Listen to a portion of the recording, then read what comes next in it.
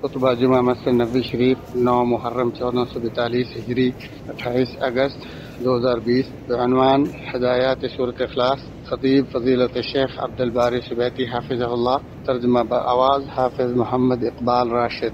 تمام تعریفیں اللہ کے لیے ہیں، تمام تعریفیں اس اللہ کے لیے ہیں جو اکیلا تنہا منفرد ہے، جس کی تعریفوں کی کوئی حد نہیں، اور میں گواہی دیتا ہوں کہ اللہ وحدہ لا شریک کے علاوہ کوئی سچا معبود نہیں جو بے نیاز ہے، اور میں گواہی دیتا ہوں کہ ہمارے نبی و سردار محمد صلی اللہ علیہ وسلم کے بندے اور رسول ہیں، جس کی اللہ تعالیٰ نے بغیر کسی تعداد کے مدد فرمائی، اور اللہ تعالیٰ آپ اور آپ کے آل و اصحاب پر رحمتیں برکتیں نازل فرمائے۔ میں تجھے اور اپنے آپ کو اللہ کے تقوی کی وصیت کرتا ہوں۔ ارشاد باری تعالیٰ ہے، اے ایماندارو اللہ تعالیٰ سے کما حق ہو ڈرو، اور دیکھو مرتے دم تک مسلمان ہی رہنا۔ اگرچہ قرآن مجید کی ہر صورت ہی عظیم ترین ہے، مگر قل هو اللہ احد ایک ایسی عظیم ترین صورت ہے جو لفظوں میں انتہائی چھوٹی اور معانی میں انتہائی فصیح و بلیغ اعلیٰ خوبیوں کا مجموعہ، عظیم ترین فضائل میں منفرد اور قرآن کی 1/3 کے برابر درجے کی حامل ہے۔ ارشاد باری تعالیٰ آپ کہہ دیجئے وہ اللہ تعالیٰ ایک ہے، اللہ تعالیٰ بے نیاز ہے، نہ اس سے کوئی پیدا ہوا اور نہ ہی وہ کسی سے پیدا ہوا، اور نہ ہی اس کا کوئی ہمسر ہے۔ قل هو اللہ احد، لفظ اللہ اللہ سبحانہ کے تمام ناموں کو شامل سب سے زیادہ باعث برکت اور اسم اعظم ہے، اور یہ اس عظیم ہستی کا نام ہے جس کے جاہ و جلال سے ساتوں آسمان اور ان کا خلا پر، اور جس کی عظیم اور جس کی عظمت ساری زمین اور اس کے اوپر نیچے سب پر محیط ہے۔ اور اللہ کے بارے میں علم ہر علم کی بنیاد بلکہ سب سے بڑی عظیم اور سب سے بلند پایا معلومات ہے۔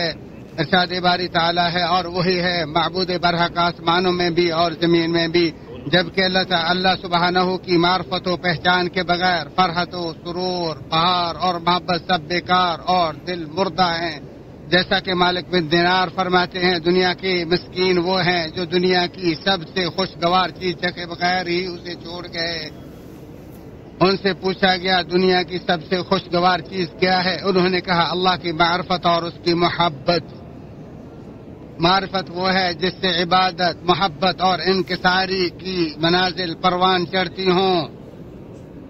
رسول اللہ صلی اللہ علیہ وآلہ وسلم نے فرمایا اللہ تعالیٰ کے 99 نام ہیں، جس نے انہیں یاد کر لیا وہ جنت میں داخل ہو جائے گا۔ چنانچہ جس نے اللہ تعالیٰ کو اس کے ناموں اور صفات سے پہچان لیا اور اس سے محبت کرتا ہے، اور جب وہ اس سے محبت کرتا ہے تو وہ اس کے ذکر سے مانوس ہو کر اس کا اور اس کی ملاقات کا مشتاق ہو جاتا ہے۔ اللہ کا اجلال و تعظیم بھی رب کی معرفت کے حساب سے ہی ہوتا ہے، جبکہ بندگی میں لوگوں کے درجات بھی ان کے دلوں میں اللہ کی معرفت کی گہرائی کے بقدر ہی ہوتے ہیں۔ اسی طرح ان کے دلوں میں معرفت ربانی کے مفہوم کے اجاگر ہونے کے برابر ہی نمازوں میں ان کی حالت تفاوت ہوا کرتی ہے۔ معرفت الہی کی وجہ سے اللہ کی معیت ہر حال میں بندے کے سامنے رہتی ہے، جس سے اس کا دل مطمئن، نفس پرسکون، اور وہ اللہ پر سچا توکل اور حقیقی بھروسہ کر لیتا ہے۔ جیسا کہ اللہ تعالیٰ نے فرمایا جو لوگ ایمان لائے ان کے دل اللہ کے ذکر سے اطمینان حاصل کرتے ہیں۔ یاد رکھو اللہ کے ذکر سے ہی دلوں کو تسلی حاصل ہوتی ہے۔ تو جس نے اللہ تعالیٰ کو صحیح معنوں میں پہچان لیا وہی سجدوں کی حقیقی لذت اور نماز کے قیام و قعود کا خشوع پاتا ہے۔ تأمل و غور و فکر کرتے ہوئے اللہ کی سلطنت میں محو پرواز رہتا ہے، اور اس کی زبان پر سبحان اللہ، الحمدللہ، اللہ اکبر اور لا الہ الا اللہ کا ترانہ سدا جاری رہتا ہے۔ اللہ کا نام لینے سے تھوڑی چیز زیادہ، خوف زائل، مصیبت دور، غم و پریشانی ختم اور دشواری آسان ہو جاتی ہے۔ جس نے اللہ کو پہچان لیا وہ جہاں سے روکا گیا وہاں جانے، اور جدھر بلایا گیا وہاں غیر حاضر ہونے سے اپنے رب سے شرماتا ہے، کیونکہ اس پر اللہ کی ہیبت طاری رہتی ہے۔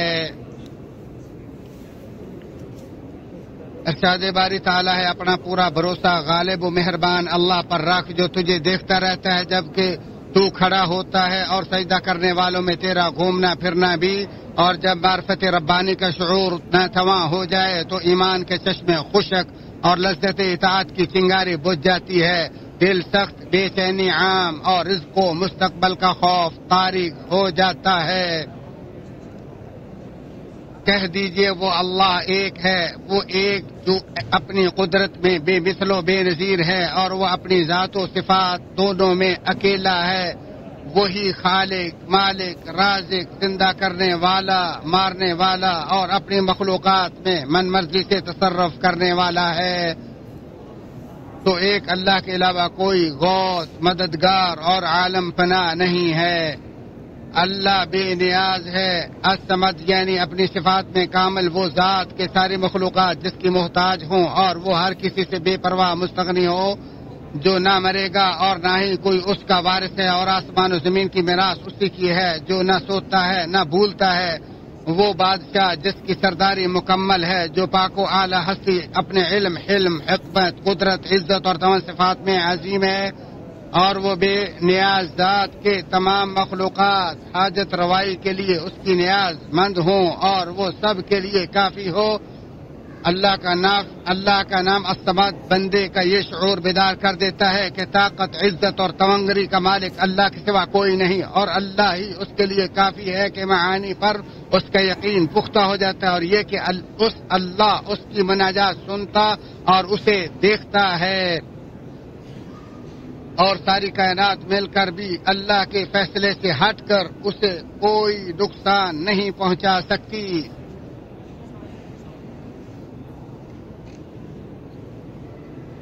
لم یلد ولم یولد یعنی وہ ایسا زندہ ہے جسے کبھی موت نہیں آتی، اور مخلوق کے فنا ہونے کے بعد صرف وہی باقی رہے گا، اور وہ پاک ذات اولاد سے بھی مستغنی ہے۔ رسول اللہ صلی اللہ علیہ وآلہ وسلم نے فرمایا، تکلیف دہ بات سن کر اللہ سے زیادہ صبر کرنے والا کوئی نہیں، کیونکہ مشرکین اللہ کے لیے اولاد ثابت کرتے ہیں اور وہ اس کے باوجود انہیں روزی و عافیت عطا کرتا ہے، اور نہ ہی کوئی اس کا ہمسر ہے، اور اس کا کوئی ہمسر ہو بھی کیسے سکتا ہے۔ اسی نے سب کو پیدا کیا اور وجود بخشا، اور وہی سب سے بڑا، بلند و بالا، ہر چیز سے بڑا اور عظیم ہے۔ انس بن مالک رضی اللہ عنہ سے مروی ہے کہ ایک انصاری مسجد قباء میں ان کی امامت کرواتا تھا، اور نماز میں فاتحہ کے بعد جب بھی قرات شروع کرتا تو سب سے پہلے سورۃ قل هو اللہ احد پوری پڑھتا اور پھر کوئی دوسری سورت پڑھتا تھا، اور ہر رکعت میں ایسا ہی کرتا تھا۔ تو اس کے ساتھیوں نے اس سے بات کرتے ہوئے کہا، تم ہمیشہ اسی سورت سے شروع کرتے ہو اور پھر اسے ناکافی جانتے ہوئے اس کے ساتھ کوئی دوسری سورت بھی لازمی پڑھتے ہو؟ تو اس نے کہا، میں یہ سورت کبھی نہیں چھوڑ سکتا، اگر چاہو تو میں تمہاری امامت کروا دوں گا، اگر نہیں تو چھوڑ دوں گا، کیونکہ ان کی نظر میں وہی سب سے افضل امام تھا، اس لیے وہ اس کے علاوہ کسی کی امامت نہیں چاہتے تھے۔ پھر جب نبی اکرم صلی اللہ علیہ وآلہ وسلم ان کے پاس آئے تو انہوں نے آپ کو اس خبر سے آگاہ کر دیا، تو آپ صلی اللہ علیہ وآلہ وسلم نے پوچھا، اے فلاں، اپنے ساتھیوں کا مطالبہ ماننے میں کیا رکاوٹ ہے، اور ہر رکعت میں اس سورت کو لازمی پڑھنے پر تجھے کیا چیز اکساتی ہے؟ اس نے عرض کی، جی میں اس سے محبت کرتا ہوں۔ تو آپ صلی اللہ علیہ وآلہ وسلم نے فرمایا، اس سورت کی محبت تجھے جنت میں لے جائے گی۔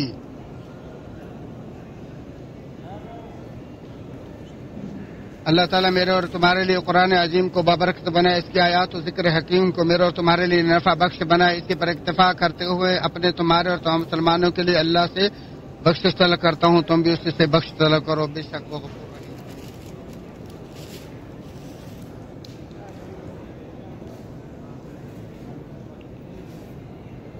اللہ تعالیٰ کے لیے تمام قسم کی حمد و ثنا تعریفات ہیں، اور میں گواہی دیتا ہوں کہ اللہ وحدہ لا شریک کے علاوہ کوئی سچا معبود نہیں، اور میں گواہی دیتا ہوں کہ ہمارے نبی سردار محمد صلی اللہ علیہ وسلم کے بندے اور رسول ہیں۔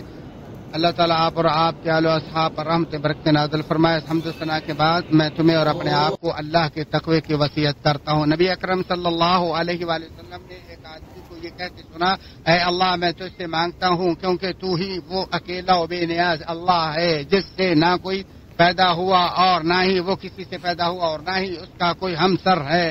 تو رسول اللہ صلی اللہ علیہ وآلہ وسلم نے فرمایا یقیناً اس نے اللہ کے اس اسم اعظم کے واسطے سے سوال کیا ہے جس کے ذریعے اگر مانگا جائے تو وہ عطا کرتا ہے اور اگر دعا کی جائے تو وہ قبول کرتا ہے۔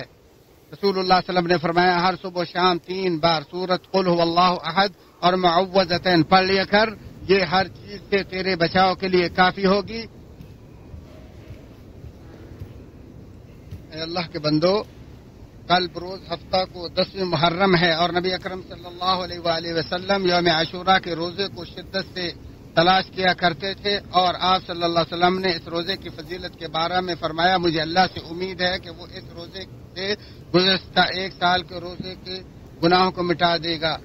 اللہ کے بندو خبردار، رسول خدا پر درود بھیجو تو بلا شبہ اللہ تعالیٰ اپنی کتاب میں تم اس کا پابند کرتے ہوئے فرماتا ہے، بلا شبہ اللہ تعالیٰ اور اس کے فرشتے نبی مکرم صلی اللہ علیہ وآلہ وسلم پر درود بھیجتے ہیں۔ مومنو تم بھی آپ پر درود و سلام بھیجو۔ اے اللہ اپنے پیارے محبوب جناب محمد رسول اللہ صلی اللہ علیہ وسلم اور ان کے آل اولاد اصحاب پر اسی طرح رحمتیں برکتیں نازل فرما جس طرح تو نے ابراہیم علیہ السلام اور ان کے آل و اصحاب پر رحمت برکتیں نازل فرمائی۔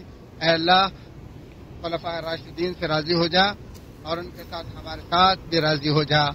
اے اللہ اسلام اور اہل اسلام کو عزت عطا فرما، مسلمانوں کو عزت نازل فرما۔ یا اللہ کفر کافروں مشرکین کو ذلیل اور رسوا کر دے۔ اے اللہ اس ملک کو اور تمام اسلامی ممالک کو امن کا گہوارہ بنا۔ یا اللہ جنت اور تیری محبت کے اعمال کی توفیق عطا فرما اور جہنم کے قریب جانے والے اعمال سے محفوظ فرما۔ یا اللہ ہمارے تمام گناہ جن کو ہم جانتے ہیں یا نہیں جانتے سب کو معاف فرما اور شرور سے محفوظ فرما۔ اے اللہ ہماری آخرت جو ہماری نجات کا باعث ہے اس کی اصلاح فرما، اور دنیا جو ہماری زندگی کا کی جگہ ہے اس کی اصلاح فرما۔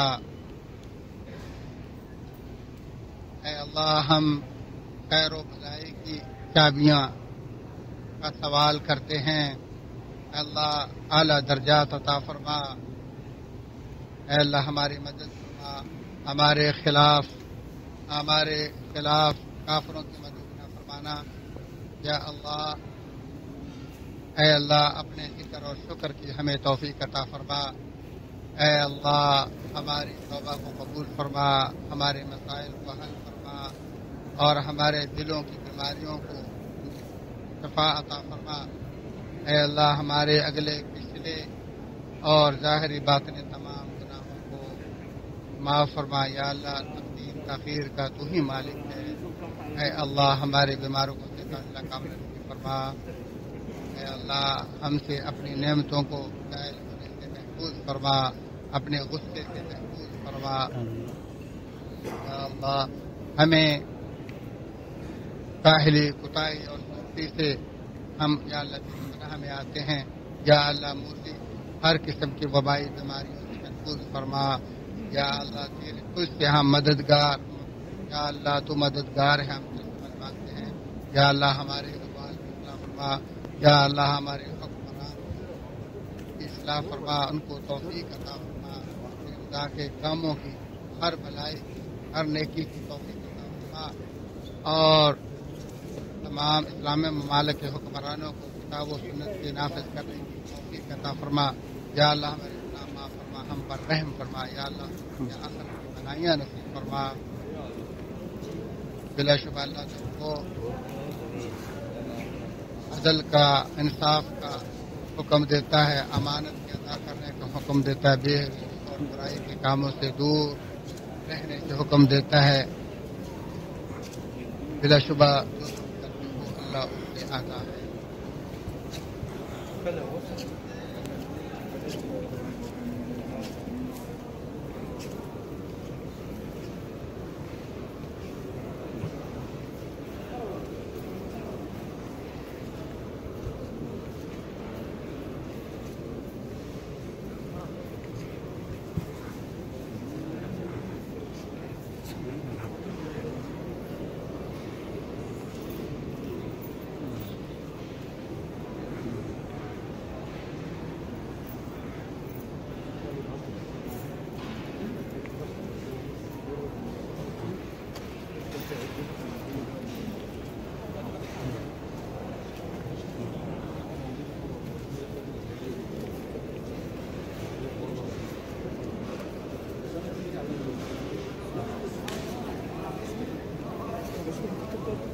عليكم.